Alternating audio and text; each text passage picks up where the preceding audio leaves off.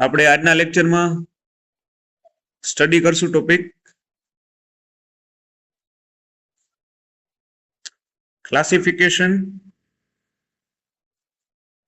Of alarm in DCS.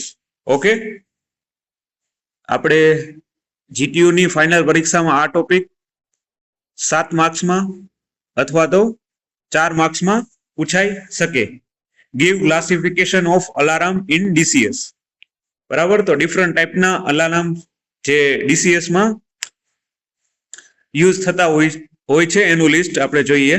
તો first છે absolute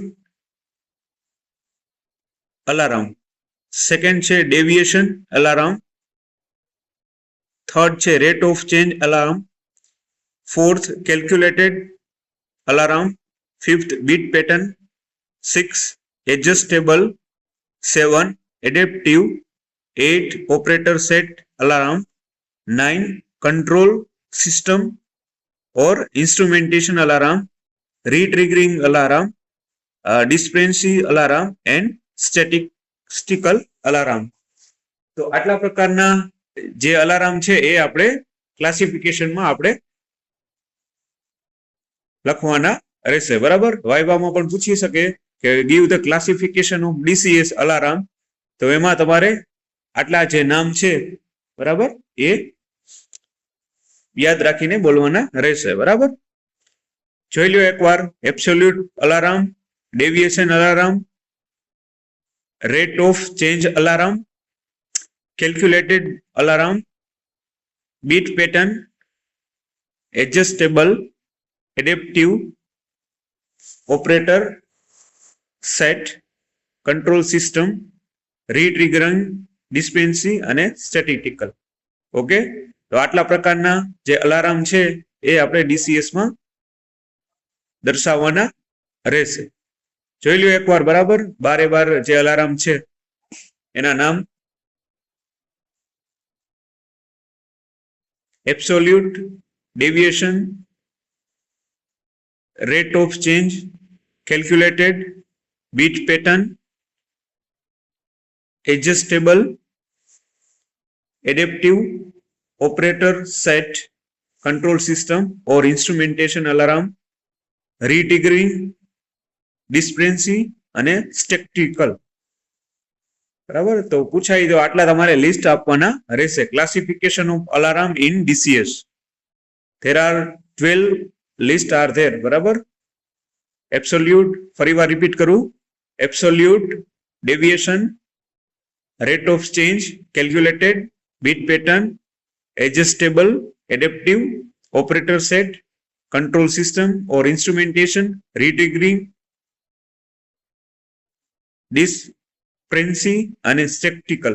okay, તો આટલા પ્રકારના જે અલાર્મ છે એ આપણે લખવાના રહેશે, હવે યાદ રાખવાના રહેશે. ક્લિયર? ચલો ડિટેલમાં એક એક જોતા જઈએ. What do you mean by absolute alarm? તો એમાં જોઈએ તો એનાલોગ સિગ્નલને પ્રી ડિફાઇન્ડ અલાર્મ સેટિંગ સાથે કમ્પેર કરી એબ્સોલ્યુટ અલાર્મ જનરેટ કરવામાં આવે છે. બરાબર, આ એબ્સોલ્યુટ અલાર્મમાં શું થાય? તો એનાલોગ સિગ્નલ હોય એને પ્રી ડિફાઇન્ડ અલાર્મ સેટિંગ સાથે કમ્પેર કરી અને એબ્સોલ્યુટ અલાર્મ એમાં જનરેટ કરવામાં આવે છે. બરાબર, એનાલોગ સિગ્નલ જે કઈ હોય એને પ્રી ડિફાઇન્ડ આપણે અલાર્મ એમાં સેટિંગ કરી અને એની સાથે કમ્પેર કરી અને એબ્સોલ્યુટ અલાર્મ જનરેટ કરવામાં આવે છે. ખ્યાલ પડી ગયો કેવી રીતે એબ્સોલ્યુટ અલાર્મ જનરેટ કરાય? એનાલોગ સિગ્નલ હોય એને પ્રી ડિફાઇન્ડ અલાર્મ સેટિંગ સાથે કમ્પેર કરી અને એબ્સોલ્યુટ અલાર્મ જનરેટ કરવામાં આવે છે. બરાબર, હવે એબ્સોલ્યુટ અલાર્મનો યુઝ છે ઓપરેટરને સાવધાન કરવા માટે થાય છે. આ જે એબ્સોલ્યુટ અલાર્મ છે એનો આપણે યુઝ શું થાય કે જે કાંઈ પ્રોસેસ ચાલતી હોય ઇન્ડસ્ટ્રીમાં એમાં જે ઓપરેટર હોય એને સાવધાન કરવા માટે આ એબ્સોલ્યુટ અલાર્મનું યુઝ કરવામાં આવે છે. ક્લિયર? બરાબર, સૌથી પહેલા તો એબ્સોલ્યુટ અલાર્મ જે એનાલોગ સિગ્નલ છે એને પ્રી ડિફાઇન્ડ અલાર્મ સેટિંગ સાથે કમ્પેર કરી એબ્સોલ્યુટ અલાર્મ જનરેટ કરવામાં આવે છે. અને આ જે અલાર્મ એબ્સોલ્યુટ અલાર્મનો જે યુઝ છે ઓપરેટરને સાવધાન કરવા માટે થાય છે. ઓકે, આટલું ક્લિયર. હવે જ્યારે આ પેરામીટ એબ્સોલ્યુટ સેટ લિમિટની નજીક આવી જાય છે, બરાબર, ત્યારે પ્લાન્ટ અથવા પ્લાન્ટ સાધન બદલતા એબ્સોલ્યુટ અલાર્મ છે એ લિમિટ એની એડજસ્ટ કરવામાં આવે છે. બરાબર, જ્યારે પેરામીટર આખા એબ્સોલ્યુટ સેટ લિમિટ નજીક આવી જાય ત્યારે પ્લાન્ટ અથવા પ્લાન્ટના જે સાધન હોય એ બદલાતા એબ્સોલ્યુટ અલાર્મ લિમિટ એની એડજસ્ટ એમાં કરવામાં આવે છે.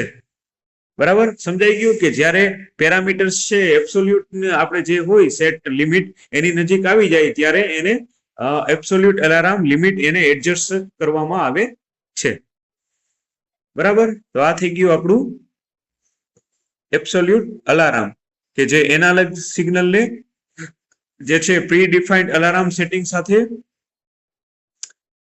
કમ્પેર કરી એબ્સોલ્યુટ અલાર્મ જનરેટ કરે છે. અને આ એબ્સોલ્યુટ અલાર્મનો યુઝ છે એ ઓપરેટરને સાવધાન કરવા માટે થાય છે. બરાબર, કઈ એવી ઇમરજન્સી આવે તો એબ્સોલ્યુટ અલાર્મ છે એ જે ઓપરેટર હોય એને સાવધાન, બરાબર, એટલે કે એને સિગ્નલ આપતું હોય કે કઈ ખામી કે આવવાનું હોય તો બરાબર સાવધાન એને કરે છે. અને પેરામીટર છે એબ્સોલ્યુટ સેટ લિમિટ નજીક આવી જાય છે. હવે પ્લાન્ટ અથવા પ્લાન્ટ સાધન બદલાતા એબ્સોલ્યુટ અલાર્મ લિમિટ એડજસ્ટ કરવામાં આવે છે. ક્લિયર, પ્લાન્ટ અથવા તો પ્લાન્ટ સાધન છે એ બદલતા એબ્સોલ્યુટ અલાર્મ લિમિટ એમાં એડજસ્ટ કરવામાં આવે છે. ક્લિયર, એબ્સોલ્યુટ અલાર્મ એનાલોગ સિગ્નલને પ્રીડિફાઇન્ડ સિગ્નલ સાથે સેટિંગ કરી એના સાથે કમ્પેર કરી એબ્સોલ્યુટ અલાર્મ જનરેટ કરવામાં આવે છે. અને આ જે અલાર્મ છે એબ્સોલ્યુટ અલાર્મ એનો યુઝ આપણે જે ઓપરેટર હોય ડીસીએસ પ્રોસેસ પ્લાન્ટમાં એને સાવધાન કરવા માટે થાય છે. અને પેરામીટર્સ એબ્સોલ્યુટ સેટ લિમિટ નજીક આવી જાય ત્યારે પ્લાન્ટ અથવા તો પ્લાન્ટના જે સાધન બદલાતા એબ્સોલ્યુટ અલાર્મ લિમિટ એડજસ્ટ એમાં કરવામાં આવે છે. ઓકે, ચાલો નેક્સ્ટ જોઈએ ડેવિએશન અલાર્મ. ઓકે, ફર્સ્ટ થઈ ગયું આપણું એબ્સોલ્યુટ અલાર્મ. હવે નેક્સ્ટ જોઈએ ડેવિએશન અલાર્મ.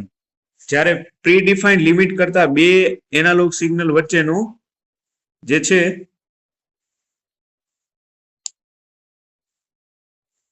તફાવત વધી જાય, ઓકે,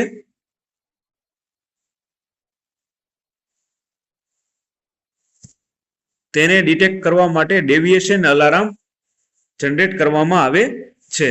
ઓકે, જ્યારે પ્રી ડિફાઇન્ડ લિમિટ કરતા આપણે એનાલોગ સિગ્નલ વચ્ચે તફાવત વધી જાય, બરાબર, પ્રી ડિફાઇન્ડ એનાલોગ સિગ્નલ કરતા આપણે એના વચ્ચેનો તફાવત વધી જાય તો તેને ડિટેક્ટ કરવા માટે ડેવિએશન અલાર્મ જનરેટ કરવામાં આવે છે. બરાબર, આપણે મીટરમાં જોયું તો ડેવિએશન જે કાંટો આમ ઉપર નીચે થતો હોય તો એના તફાવત વધી જાય તો એને ડિટેક્ટ કરવા માટે ડેવિએશન અલાર્મ એને જનરેટ કરવામાં આવે છે. એટલે કે આપણે લિમિટથી વધારે ઉપર એનો જે કાંટો હોય એ ઉપર નીચે થતો હોય તો ડેવિએશન અલાર્મ જનરેટ થાય અને આપણને પહેલેથી ખબર પડી જાય કે આવું થોડું એમાં મિસ્ટેક આવે છે. ઓકે, હવે એમાં એક્ઝામ્પલ તરીકે સમજીએ. એક્ઝામ્પલ લઈને કે ફેન શાફ્ટની ડ્રાઈવ અને નોન ડ્રાઈવ એન્ડ પર બે વાઇબ્રેશન સેન્સર લગાડેલા હોય છે. બરાબર, ફેન આપણે હોય તો એના શાફ્ટની ડ્રાઈવ અને નોન ડ્રાઈવ એન્ડ ઉપર બે વાઇબ્રેશન સેન્સર લગાડેલા હોય છે. જ્યારે બે વાઇબ્રેશન સિગ્નલ વચ્ચેનો તફાવત 3 mm પર સેકન્ડ સ્ક્વેર કરતા વધી જાય ત્યારે ડેવિએશન અલાર્મ જનરેટ થાય છે. ઓકે, આ જે બે વાઇબ્રેશન સિગ્નલ વચ્ચેનો તફાવત 3 mm પર સેકન્ડ સ્ક્વેર કરતા વધી જાય ત્યારે જે છે ડેવિએશન અલાર્મ જનરેટ થાય છે. ઓકે, બરાબર, આપણે જે ફેનની શાફ્ટની ડ્રાઈવ હોય અને નોન ડ્રાઈવ એના એન્ડ ઉપર બે વાઇબ્રેશન સેન્સર લગાડેલા હોય. હવે આ બે વાઇબ્રેશન સિગ્નલ વચ્ચેનો તફાવત છે એ ખાસ યાદ રાખજો 3 mm પર સેકન્ડ સ્ક્વેર એના કરતા વધી જાય તો ત્યારે ડેવિએશન અલાર્મ જનરેટ થાય છે. બરાબર, એટલે આટલી લિમિટ કરતા ઉપર એના વચ્ચેનો સિગ્નલનો તફાવત વધી જાય તો ત્યારે જે છે એ ડેવિએશન અલાર્મ જનરેટ થાય છે. બરાબર, એટલે ઓટોમેટિકલી સાયરન વાગવા માંડે. ઓકે, બરાબર. ડેવિએશન અલાર્મ નો ખ્યાલ પડી ગયો. બે જે પ્રી ડિફાઇન્ડ સિગ્નલ વચ્ચે એનો તફાવત વધી જાય એને ડિટેક્ટ કરવા માટે ડેવિએશન અલાર્મ જનરેટ કરવામાં આવે છે. બરાબર. અને આપણે એક્ઝામ્પલ તરીકે જોયું તો ફેન શાફ્ટની જે ડ્રાઈવ અને નોન ડ્રાઈવ એન્ડ ઉપર બે વાઇબ્રેશન સેન્સર લગાડેલા હોય. હવે આ બે જે વાઇબ્રેશન સિગ્નલ વચ્ચેનો તફાવત છે એ 3 mm પર સેન્ટીમીટર સ્ક્વેર કરતા વધી જાય ત્યારે ડેવિએશન અલાર્મ જનરેટ થાય છે. ક્લિયર? ઓકે, ચાલો નેક્સ્ટ જોશું રેટ ઓફ ચેન્જ અલાર્મ. બરાબર. તો આમાં શું થાય તો આમાં જે એનાલોગ સિગ્નલનો રેટ ઓફ ચેન્જ છે એ પ્રી ડિફાઇન્ડ અલાર્મ સેટિંગ કરતા વધી જાય છે ત્યારે આ પ્રકારનો અલાર્મ જનરેટ થાય છે. ઓકે, એનાલોગ સિગ્નલનો જે રેટ ઓફ ચેન્જ છે એ પ્રી ડિફાઇન્ડ અલાર્મ સેટિંગ કરતા વધી જાય ત્યારે આ પ્રકારનો અલાર્મ જનરેટ થાય છે. બરાબર. પ્રેક્ટિકલ તમે જોવો તો એમાં આ પ્રકારનું પ્રી ડિફાઇન્ડ અલાર્મ સેટિંગ આપણે જે રાખ્યું એના કરતા વધી જાય ત્યારે અલાર્મ જનરેટ થાય છે. બરાબર. રેટ ઓફ ચેન્જ અલાર્મ નામ ઉપરથી જ ખબર પડી જાય. બરાબર, કે એનો રેટ ઓફ ચેન્જ કંઈક આવે ત્યારે આ અલાર્મ જનરેટ થતું હોય છે. હવે એબનોર્મલ સિચ્યુએશન કે જેમાં વધારો થાય છે તેનું ઇન્ડિકેશન પ્રોવાઈડ કરે છે. બરાબર. આમાં એબનોર્મલ જે સિચ્યુએશન છે એમાં વધારો થાય ત્યારે એનું ઇન્ડિકેશન આમાં પ્રોવાઈડ કરવામાં આવે છે. ક્લિયર?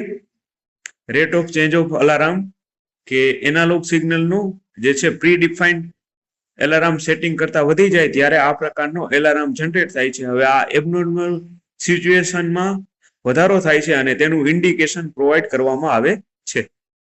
હવે ફોર્થ જોઈએ ડિસ્પેન્સી અલાર્મ. ઓકે, તો જે આપણે આ પ્લાન્ટ હોય એના એકચ્યુઅલ સ્ટેટસને પ્લાન્ટના એક્સપેક્ટેડ સ્ટેટસ સાથે કમ્પેર કરી આ પ્રકારનો અલાર્મ જનરેટ કરવામાં આવે છે. બરાબર. જે આખો પ્લાન્ટ હોય એનો એકચ્યુઅલ સ્ટેટસ હોય અને પ્લાન્ટના જે આપણે એક્સપેક્ટેડ હોય એના સ્ટેટસ સાથે એને સરખાવી એટલે કે કમ્પેર કરી આ પ્રકારનું અલાર્મ જનરેટ કરવામાં આવે છે.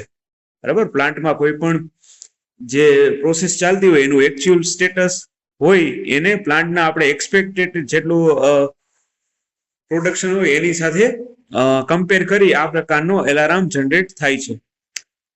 હવે તેનો યુઝ કંટ્રોલ વાલ્વ અને એક્ચ્યુએટર માટે કરવામાં આવે છે. આનો યુઝ શેમાં કરવામાં આવે છે તો આપણે થર્ડ સેમમાં ભણી ગયા હતા. બરાબર. કંટ્રોલ વાલ્વ અને એક્ચ્યુએટર એમાં આનો ઉપયોગ કરવામાં આવે છે. બરાબર. Dispensary alarm. બરાબર. આપણે થર્ડ સેમમાં તમે બધા કંટ્રોલ વાલ્વ ભણી ગયા હતા અને એક્ચ્યુએટર, આમાં એનો યુઝ થતો હોય છે. બરાબર. હવે આમાં જે છે એક્ચ્યુએટર સ્ટક અપ ઓર એક્ચ્યુએટર રન અવે જેવા ફોલ્ટ સાથે જોડવામાં આવે છે. બરાબર. આને કની સાથે જોડવામાં આવે તો એક્ચ્યુએટર સ્ટક અપ ઓર એક્ચ્યુએટર રનવે એવા ફોલ્ટ સાથે આને જોડવામાં આવે છે. ક્લિયર? ડિસ્પેન્સી અલાર્મ કે જે પ્લાન્ટ હોય એમાં એકચ્યુઅલ સ્ટેટસ હોય. બરાબર. એને અને આપણે જે પ્લાન્ટમાં એક્સપેક્ટેડ જે સ્ટેટસ હોય એની સાથે કમ્પેર કરી આ પ્રકારનું અલાર્મ જનરેટ કરવામાં આવે છે. અને ખાસ જોઈએ તો આનો યુઝ છે કંટ્રોલ વાલ્વ અને એક્ચ્યુએટર માટે કરવામાં આવતો હોય છે. અને એક્ચ્યુએટરમાં જે સ્ટકઅપ અને ઓર એક્ચ્યુએટર રન અવે જેવા ફોલ્ટ સાથે આને જોડવામાં આવે છે જેથી કરીને આપણે જે કઈ ફોલ્ટ હોય એ સોલ્વ કરી શકીએ. ક્લિયર? હવે નેક્સ્ટ જોઈએ બીટ પેટર્ન. તો આમાં જ્યારે ડિજિટલ સિગ્નલ અત્યાર સુધી આપણે જોયું તો એનાલોગ સિગ્નલમાં બધે જે છે એ એની સાથે સેટિંગ સાથે કરી અને જનરેટ કરવામાં આવતું હતું. જ્યારે બીટ પેટર્ન ડિજિટલ સિગ્નલની પેટર્ન ને પ્રી ડિફાઇન્ડ પેટર્ન સાથે મેચ થાય ત્યારે આ પ્રકારનો અલાર્મ જનરેટ થાય છે. બરાબર. બીટ પેટર્ન ક્યારે કે જ્યારે ડિજિટલ સિગ્નલની પેટર્ન અને જે પ્રી ડિફાઇન્ડ પેટર્ન સાથે મેચ થાય ત્યારે આ પ્રકારનો અલાર્મ જનરેટ કરવામાં આવે છે. ઓકે. હવે એક્ઝામ્પલ તરીકે જોઈએ તો ટેમ્પરેચર કંટ્રોલ જો પંપ ફેલ થાય. બરાબર.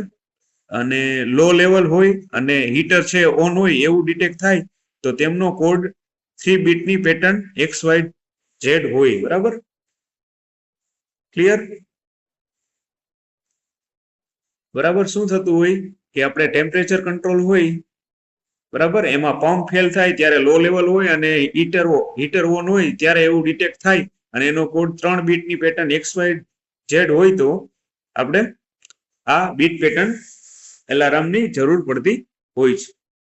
ક્લિયર? ઓકે, તો આ થઈ ગયું આપણું classification of alarm in DCS. બરાબર, ક્લિયર?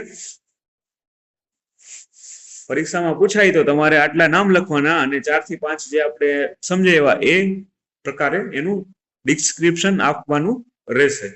ક્લિયર?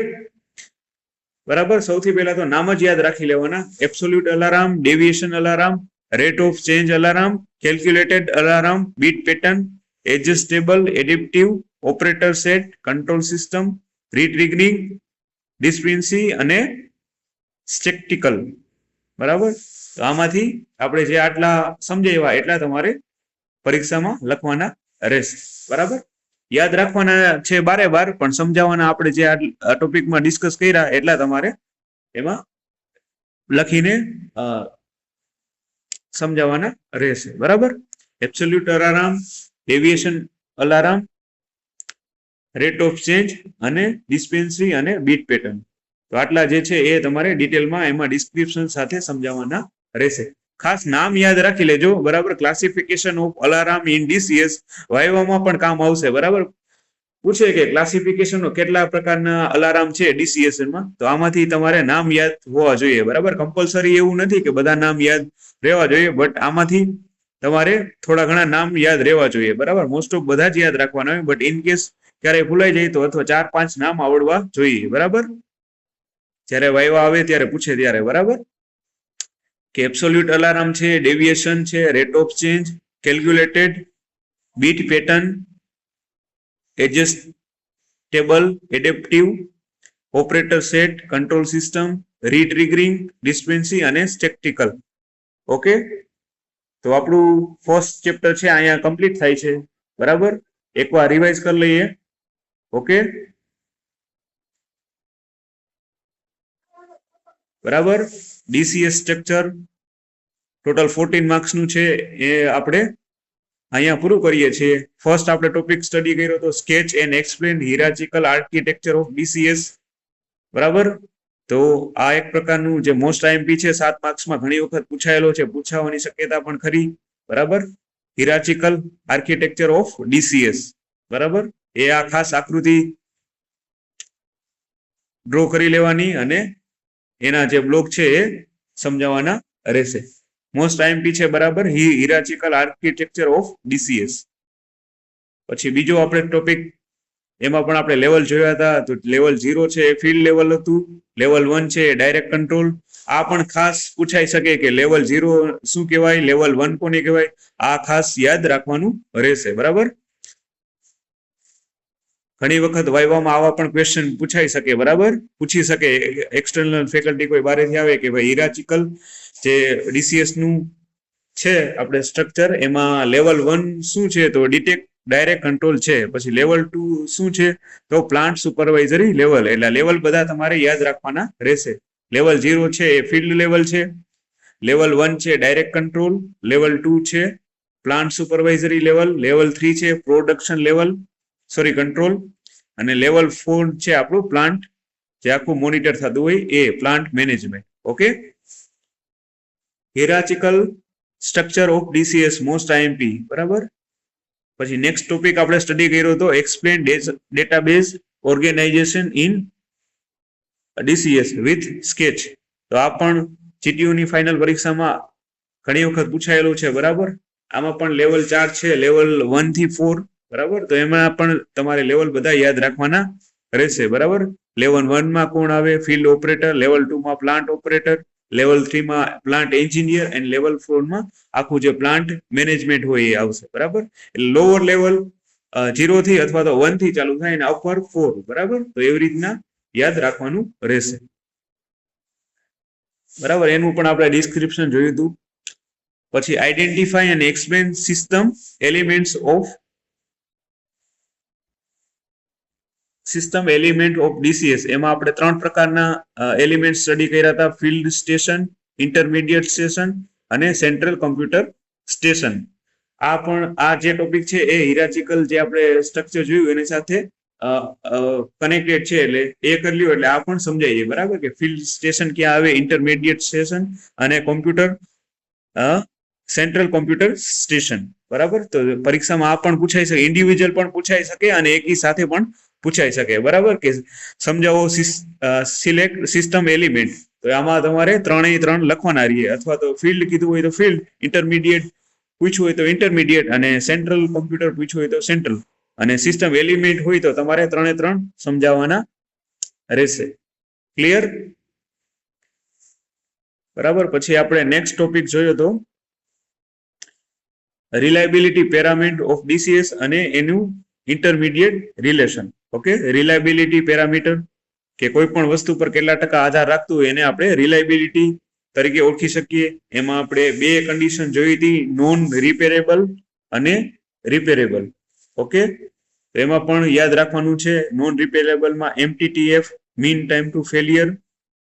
પછી રિપેરેબલમાં જોયું હતું MTBF અને MTBR. ખાસ નામ યાદ રાખવાના રહેશે. બરાબર, રિપેરેબલમાં પૂછે તો MTBF અને MTBR. MTBF એટલે મીન ટાઈમ બિટવીન ફેલિયર અને MTBR એટલે મીન ટાઈમ બિટવીન રિપેર. એટલે મીન ટાઈમ બિટવીન એટલું યાદ રાખવાનું, F અને R એટલે ફેલિયર અને રિપેર. બરાબર, શોર્ટમાં આટલું યાદ રાખવાનું. MTBF, M એટલે મીન, T એટલે ટાઈમ, B એટલે બિટવીન અને F એટલે ફેલિયર અને R એટલે રિપેર. બરાબર, આટલું એક યાદ રાખવાનું રહેશે. 2 કન્ડિશન યાદ રાખવાની રહેશે, નોન રિપેરેબલ અને રિપેરેબલ. બરાબર, નોન રિપેરેબલમાં મીન ટાઈમ ટુ ફેલિયર અને જ્યારે રિપેરેબલમાં મીન ટાઈમ બિટવીન ફેલિયર અને mean time between repair. Okay, અને આજે આપણે સ્ટડી કર્યું classification of alarm in DCS.